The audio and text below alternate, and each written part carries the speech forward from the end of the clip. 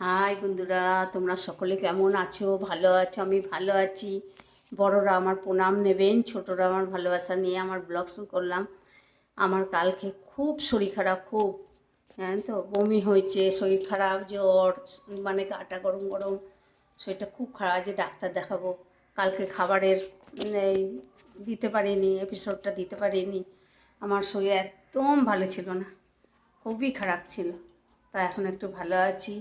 আর এই দেখো ডাক্তারের কাছে যাব। এই দেখো পুজো হয়ে গেছে, সকালবেলা চান পুজো সমস্ত আমার হয়ে গেছে।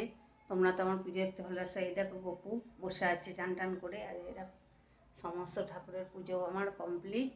হ্যাঁ, তা তোমরা ভালো আছো, সুস্থ আছো, ভালো থাকবে, সুস্থ থাকবে, সাবধানে থাকবে।